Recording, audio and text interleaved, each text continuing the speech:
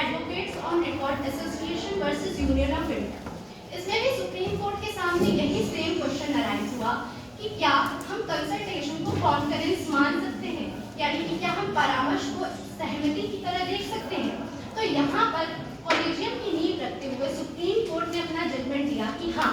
हम कंसल्टेशन को कॉन्करेंस यानी कि परामर्श को सहमति मानेंगे और पहली बार 1+2 के फॉर्मूला के साथ कॉलेजियम सिस्टम की नींव रखी गई, यानी कि 1 chief justice of India and 2 senior most जजेस ऑफ द सुप्रीम कोर्ट, यानी कि सुप्रीम कोर्ट के 2 सबसे वरिष्ठ जज। और इसके साथ ही इसमें प्राइवेसी प्रिंसिपल को भी स्टैब्लिश किया गया, यानी कि प्राथमिकता का सिद्धांत को। इसमें सुप्रीम कोर्ट के और हाई कोर्ट के जजेस के अपॉइंटमेंट की जो पावर थी वो overall chief justice of India में नहीं करती। और साथ ही ये जो सिस्टम था इसमें कुछ कंफ्यूजन और लूपहोल्स भी रह गए थे, जैसे कि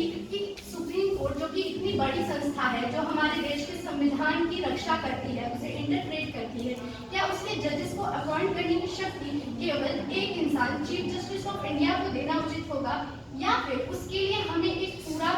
समिति बनानी चाहिए जिसमें वे सभी समान रूप से कंसल्ट करके समान रूप से सलाह मशवरा करके सही जजेस को अपॉइंट करें। तो इसी कंफ्यूजन को दूर करने के लिए हमारे संविधान के अनुच्छेद 143 का उपयोग करते हुए हमारे देश के राष्ट्रपति तत्कालीन राष्ट्रपति एन नारायणन ने सुप्रीम कोर्ट से इसी क्वेश्चन को पूछा कि ये जो हमने 1+2 का कॉलेजियम बनाया है, इसमें जो अदर जो 2 सीनियर मोस्ट जजेस हैं उनका क्या रोल है। क्या हमें यहाँ पे ये कहें कि वो केवल वहाँ पे इसलिए हैं ताकि वो सलाह दें, लेकिन इसके सारी शक्ति सीजीआई के पास है कि वो उनकी बात को माने या ना माने, या फिर यहाँ पे सीजीआई का ये कर्तव्य बनता है कि वो उनके भी जो जजेस के नेम के सजेशंस होंगे उनको अच्छे से देखे समझे और उसके बाद हमारे सुप्रीम कोर्ट या फिर हाई कोर्ट के जजेस को अपॉइंट करें। तो ये जो प्रश्न था हम इसे ही समझते हैं, इसे जानते हैं थर्ड जजेस केस के नाम पे, जिसे हम कहते हैं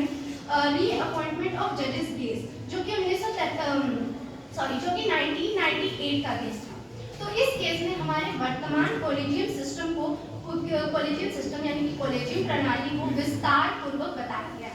इसमें बताया गया कि हमारे कॉलेजियम में जो हमारे चीफ जस्टिस ऑफ इंडिया है उनके अलावा 4 सबसे वरिष्ठ न्यायाधीश होंगे, और इनमें जो हमारे सुप्रीम कोर्ट का अपॉइंटमेंट है वो ये 5 मिलकर करेंगे। और इसमें सामान्यतः उन